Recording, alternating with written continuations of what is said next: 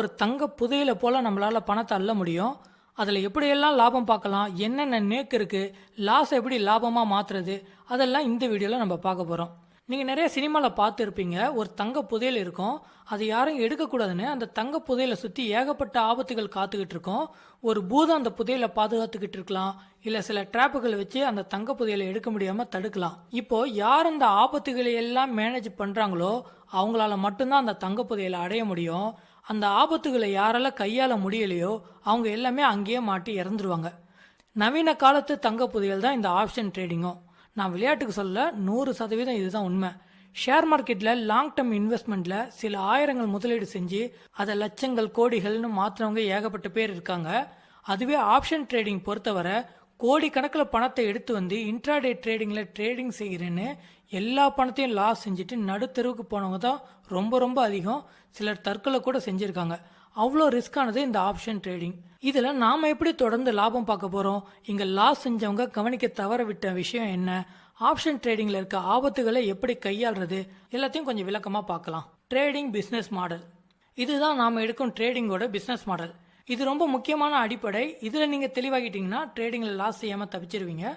பொதுவாக பிஸ்னஸ் மாடல்னா என்ன? Money flow. நீங்கள் ஒரு காய்கறி கடை வச்சுருக்கீங்க. முதல்ல காய்கறிகளை விவசாயிக்கிட்ட இருந்து குறைந்த விலைக்கு வாங்குறீங்க. நீங்கள் நல்ல லாபம் வச்சு விற்கிறீங்க, சேல் ஆகுது, உங்களுக்கு லாபம் வரும். ஒருவேளை அந்த காய்கறிலாம் விற்கலை, அழுகி போயிடுதுன்னா உங்களுக்கு லாஸ் வரும். சரிங்களா? இது பேசிக் பிஸ்னஸ் மாடல். நீங்கள் அந்த காய்கறி கடையை கிராமத்தில் போட்டிருக்கலாம், சிட்டியில் போட்டிருக்கலாம், கம்ப்யூட்டர் பில் யூஸ் பண்ணலாம், இல்லை பேக் பண்ணி தரலாம். இதெல்லாம் அடிஷ்னல் பெனிஃபிட் மட்டும்தான். இங்கே முக்கியமானது உங்களுக்கு லாபம் வருதா லாஸ் வருதாங்கிற மணி ஃப்ளோ மட்டும்தான். அதே போல் நீங்கள் ஷேர் மார்க்கெட்டில் ட்ரேட் செய்ய வரீங்கன்னா நீங்கள் ஆப்ஷன் ட்ரேட் பண்ணலாம், ஸ்டாக்கில் ட்ரேட் பண்ணலாம், மொபைலில் ட்ரேட் எடுக்கலாம், கம்ப்யூட்டரில் ட்ரேட் பண்ணலாம், பெரிய பெரிய புரோக்கர் யூஸ் பண்ணலாம். இதெல்லாம் அடிஷ்னல் பெனிஃபிட் மட்டும்தான். மெயின் நம்ம பார்வையில் இந்த ட்ரேடிங் பிஸ்னஸ் மாடல் என்பது இந்த பண ஓட்டமும் மார்க்கெட் பிஹேவியரும் தான்.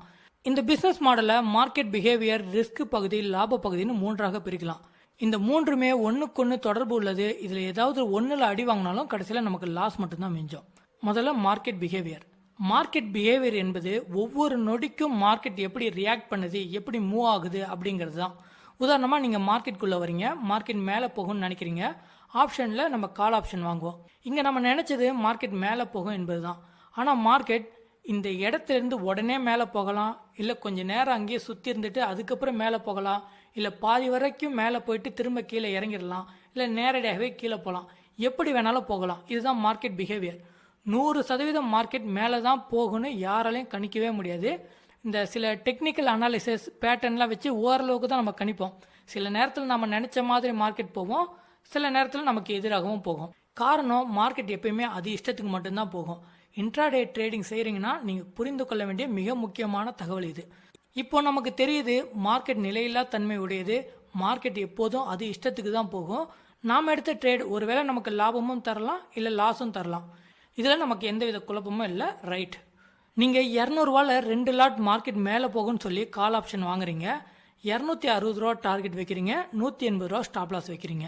நாம் எடுத்த ட்ரேட் உடனே மேலே போயிடாது. மார்க்கெட் பிஹேவியர் படி மேலே கீழே லாப நஷ்டம் மாறி மாறி வரும். அதுக்கப்புறம் தான் மார்க்கெட் மேலே இல்லை கீழே போகும். சரிங்களா? இப்படி மார்க்கெட் வந்து போகிறதுக்கு நாம் கொடுக்குற இடம் தான் ரிஸ்க் பகுதி, அதாவது நம்ம ஸ்டாப் லாஸ் வைக்கிற பகுதி. இது ட்ரேடிங்கில் ரொம்ப முக்கியமான பகுதி. இந்த பகுதியை ட்ரேடிங்லேருந்து நீக்கவே முடியாது. புதியவர்கள்லாம் இந்த பகுதி இல்லாமல் தான் ட்ரேட் செய்ய நினைக்கிறாங்க. இதை ட்ரேடிங்லேருந்து நீக்கிவிட்டால் அது எப்படி ட்ரேடிங் ஆகும்? அது ஒரு ட்ரேடிங் பிஸ்னஸே கிடையாது. சரிங்களா? ஒரு ட்ரேடிங் என்றால் அதில் ரிஸ்க் பகுதின்னு ஒன்று கண்டிப்பாக இருந்தே ஆகும். இதை நீக்கவே முடியாது. ட்ரேடிங்லேயே முக்கியமான பகுதி இதுதான். எல்லாரும் சொதப்புற இடமும் இதுதான். கோடிக்கணக்கில் பணத்தை லாஸ் பண்ணுற இடமும் இதுதான். அதாவது சில ஸ்டாப் லாஸ் வைக்காமலே ட்ரேட் எடுக்கணும்னு நினைக்கிறாங்க. சிலர் அவங்க கிட்ட இருக்க பணத்துக்கு எவ்வளோ ஸ்டாப் லாஸ் வைக்கணும்னு தெரியாமல் ட்ரேட் எடுக்கிறாங்க. சிலர் ஸ்டாப் லாஸ் வைப்பாங்க, ஆனால் லாஸ் வர வர கொஞ்சம் கொஞ்சமாக கீழே இறக்கிக்கிட்டே போவாங்க.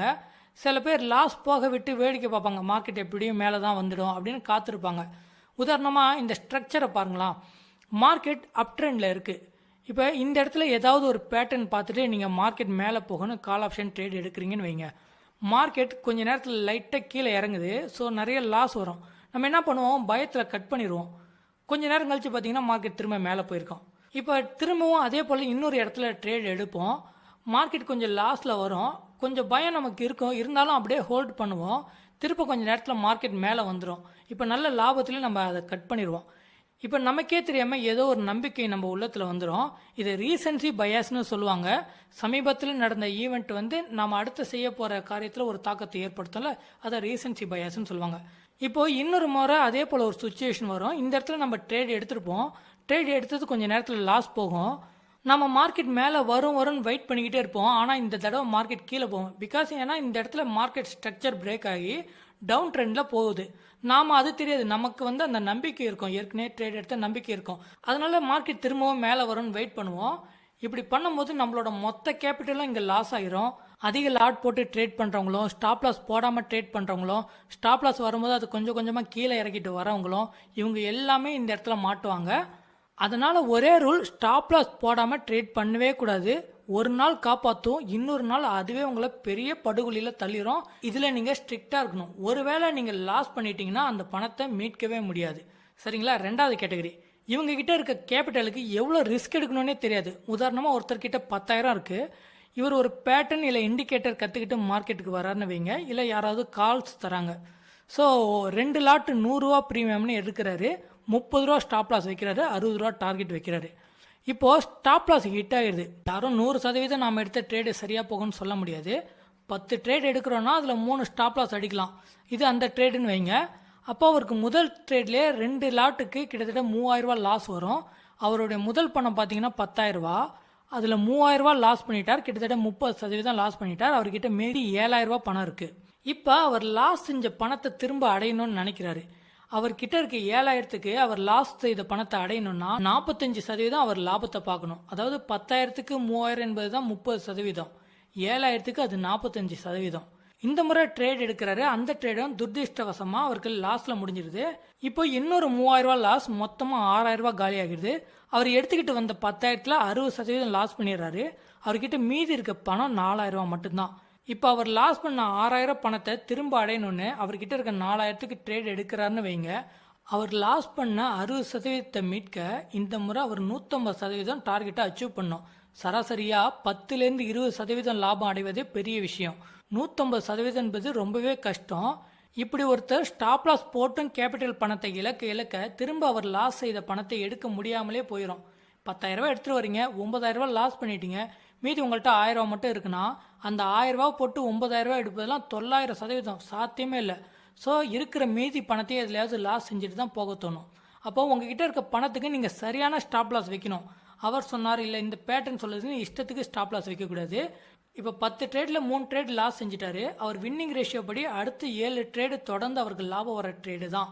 பட் அந்த ட்ரேட் எடுக்க அவர்கிட்ட பணமே இருக்காது. இதுவே சரியான அளவு அவர் ஸ்டாப் லாஸ் வச்சிருந்தா இந்நேரம் லாபத்தில் மட்டும்தான் இருந்திருப்பாரு. இதை தான் பொசிஷன் சைசிங்னு சொல்லுவாங்க. எவ்வளோ ஸ்டாப் லாஸ் எத்தனை தடவை அடிக்கும் போது தாங்குவீங்க என்பதை பொறுத்து தான் நீங்கள் எத்தனை லாட் வாங்க போறீங்கிறதே முடிவு செய்யணும். என்னென்ன பண்ணணும்னு இன்னும் கொஞ்சம் நேரத்தில் லிஸ்ட்டு சொல்கிறேன். இது டார்கெட் பகுதி. கொஞ்சம் நேரத்தில் லிஸ்ட்டு சொல்கிறேன். இது டார்கெட்